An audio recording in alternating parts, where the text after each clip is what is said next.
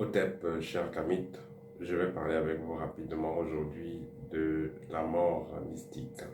Vous avez un membre de votre famille qui est décédé et vous voulez savoir est-ce qu'il s'agit ici d'une mort naturelle, est-ce qu'il s'agit ici d'une mort mystique, qu'est-ce qui prouve qu'il est mort en mystique et qu'est-ce que vous pouvez faire? Parce qu'il y a des personnes qui, dans des familles, vont partiser avec des esprits, avec des entités, avec des génies. Et ces esprits-là vont les servir, mais en contrepartie, il faudra qu'ils fassent des sacrifices, qu'ils offrent donc la vie de certaines personnes, qu'ils offrent parfois les organes, l'énergie de certaines personnes à certaines entités pour pouvoir avoir un certain un apport dans les entreprises, dans leurs activités. Alors, déjà, il est important de savoir que la mort mystique peut être sous deux formes. Elle peut être de façon directe et elle peut être de façon indirecte. La façon directe, c'est quoi? Comme on dit souvent, il est tombé, il est mort. Vous avez quelqu'un qui, un matin, se lève, il a l'habitude de jouer au football. Il se lève, il part jouer au football et il tombe, il meurt en plein stade. Quelqu'un va aller voilà, à l'école et après, il ne se sent pas bien, il tombe, il meurt.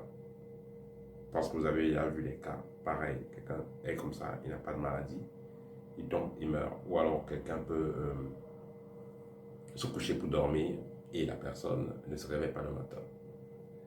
Ça, c'est le premier cas. Donc, une mort subite. Dans le second cas, c'est une mort lente. C'est-à-dire que la personne est victime d'une maladie et avec le temps, elle décède. Ou même, la personne a eu un choc et elle n'est pas morte de ce choc. Et ensuite, elle décède. On pourra dire que c'est lié à la maladie ou au choc. Ça, c'est voilà, ça c'est un autre cas. Alors, en ce qui concerne le premier cas de mort subite, ici, la personne qui va décéder, vous savez, pour l'initier, le décès, c'est une transition, c'est un changement de domicile, un changement de fréquence. Vous changez de dimension, changement de dimension, autant pour moi. Donc, la personne qui va décéder de façon brutale, elle décède. Pourquoi? Parce qu'il y a quelqu'un qui est lié à son sang, soit quelqu'un qui est lié à votre sang, soit quelqu'un aussi qui peut être votre supérieur dans le travail. Hein. Quelqu'un, vous pouvez travailler sur quelqu'un et puis il vous sacrifie. Tout comme quelqu'un peut travailler, vous pouvez travailler pour quelqu'un et il peut sacrifier un membre de votre famille. Bon, tout va dépendre de la relation que vous avez avec la personne, de qu'est-ce que vous faites avec la personne. Si vous êtes un employé honnête, juste et droit, ça ne sera pas possible qu'il puisse faire ça. C'est une chose sur vous. On peut vous utiliser quand vous êtes un employé malhonnête et qui viole certaines lois. Parce que même avant qu'on ne sacrifie quelqu'un, la personne passe à un certain tribunal. On évalue les agissements de la personne. Parce qu'avant qu'on ne sacrifie quelqu'un, il y a aussi des esprits derrière la personne. Il y a vos ancêtres derrière vous. Il y a aussi des esprits derrière la personne qui va faire le sacrifice. Et maintenant, il faut qu'il y ait un choc de jugement. Et celui qui a raison va gagner, tout simplement. Vous ne connaissant pas les règles spirituelles, on peut vous piéger, vous pouvez tomber dans certains pièges et vous faire avoir. Donc, celui qui veut donc faire le sacrifice, qui va sacrifier une personne de façon directe, va s'entretenir avec la personne et va faire la personne accepter certaines choses. Même si on peut parler de quelque chose dont vous ne l'imaginez même pas, hein, dont vous pensez que c'est simple. Voilà. Il y a un langage mystique qui est souvent employé. Voilà.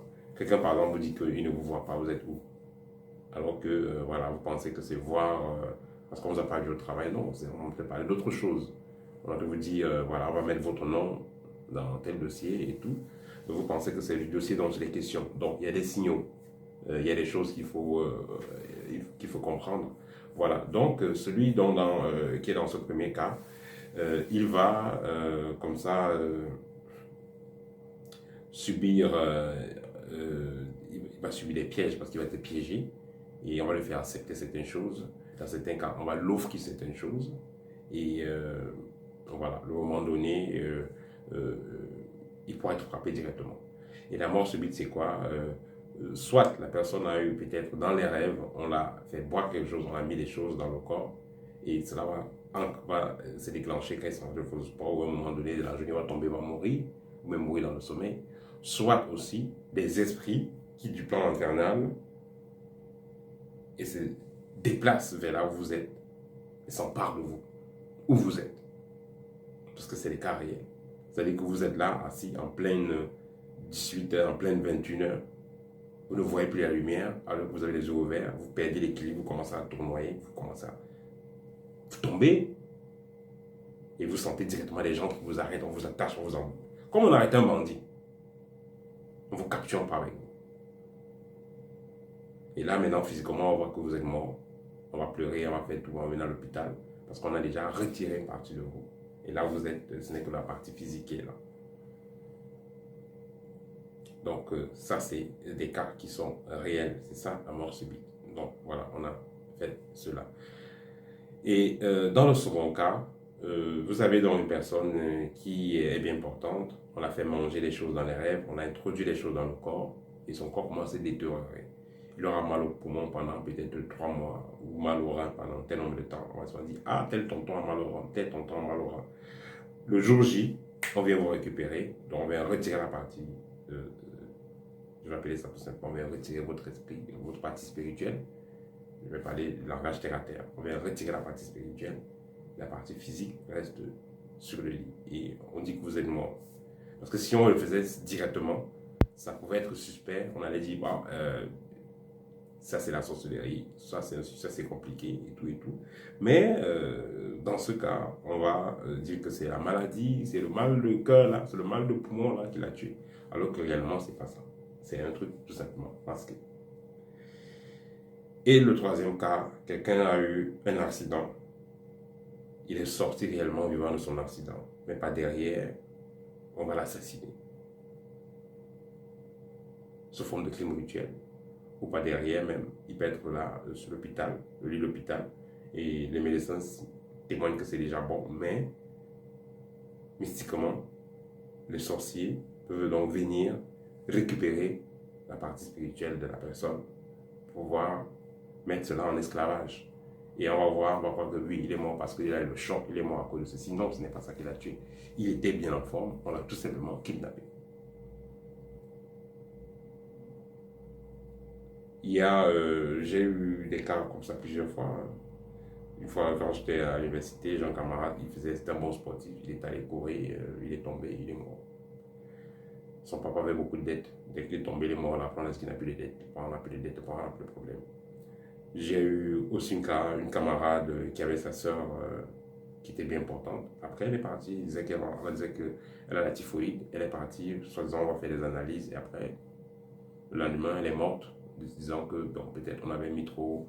On avait mis la seringue ou c'est quoi. C'était infecté. Un faux truc qu'on a raconté. Bon, elle était morte. Une autre fois aussi, c'est une connaissance c'est un jeune homme, gendarme, il avait sa femme et un enfant et il voulait le deuxième enfant. Cependant, il fallait qu'il fasse une opération au niveau de l'organe sexuel parce que ça ne fonctionnait plus très bien, il y a un petit problème là.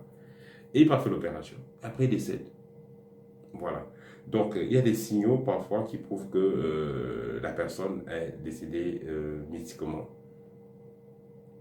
Quand par exemple, vous avez quelqu'un qui est décédé devant vous, qui saigne, il y a certaines formes de saignement qui sont assez étranges.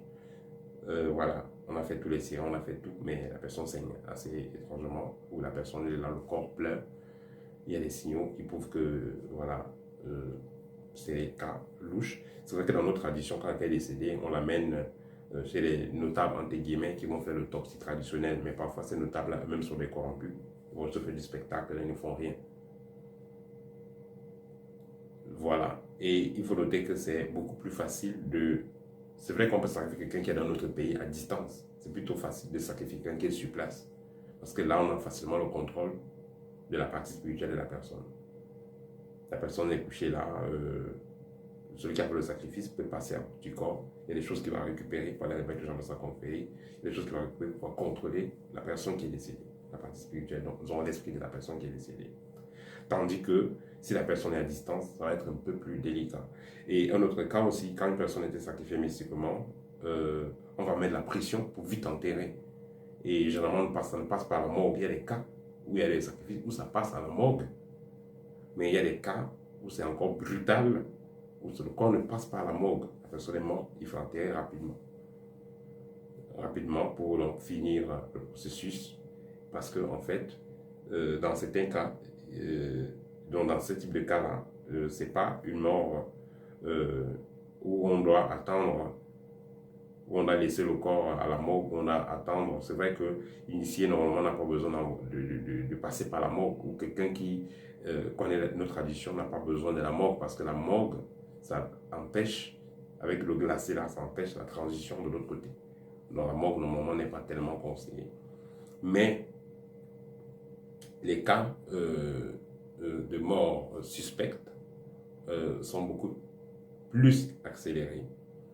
Mais il faut noter que si vous avez donc un cas de mort suspecte, déjà, s'il y a des gens, déjà les gens de la famille qui sont complices à cela, qui sont liés à cela, ou les gens peut-être même du travail qui sont complices à cela, vont être très proches de la personne défunte. Elles ne seront pas loin, elles seront très proches de la personne défunte. Elles voudront peut-être, elles seront là peut-être pour offrir le cercueil, offrir les vêtements, elles seront, bref, elles seront très proches. Vous donnez de l'argent pour le deuil, elles seront très proches de la personne. Ils vont donner de l'argent, travailler, et vous faites des choses, travailler pour pouvoir avoir un certain contrôle.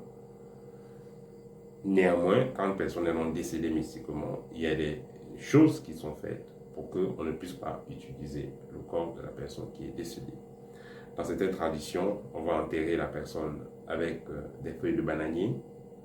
On va enterrer la personne avec un couteau ou une machette. Et on va demander à la personne de se venger. Voilà. Dans certaines traditions, quand une personne est décédée de façon mystique, pendant la nuit qu'on a mis la personne en terre, ou alors les 3 nuits même qui suivront, on va, tard la nuit, faire du bruit autour de la tombe, utiliser des armes à feu, faire du bruit, allumer un grand feu, pour empêcher les personnes qui ont sacrifié la personne de venir la récupérer pour aller la faire travailler dans les plans invisibles. Et il y a aussi en culture Bassa au Cameroun, quand une personne est décédée, on va demander à peu près à 5 à 10 hommes armés de rester, de camper autour de la tombe et tirer sur tout ce qui bouge, que ce soit un chat, un hibou, un oiseau ou un serpent, tout ce qui bouge, on tire. Pourquoi? Parce qu'il y a des sorciers qui se transforment aussi en animal et qui vont tout simplement, tout ce qu'ils ont fait, c'est de passer, frôler tout simplement la tombe et peuvent faire disparaître le corps. Il y a des cas comme ça, des gens qui font disparaître les corps et ils ont besoin tout simplement de 9 jours qui suivent. À l'intervalle de ces 9 jours, quand les 9 jours sont passés, ils ne peuvent plus rien faire. Donc ça c'est les réalités qu'il y a dans nos traditions. Voilà.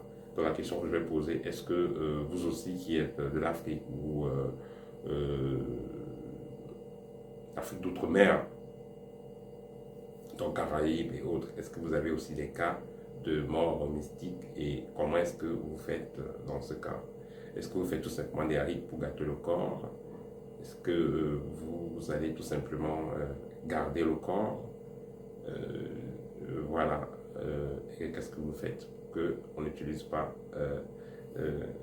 l'esprit des personnes qui ont été sacrifiées. Voilà, c'était tout pour aujourd'hui. Au thème et à très bientôt.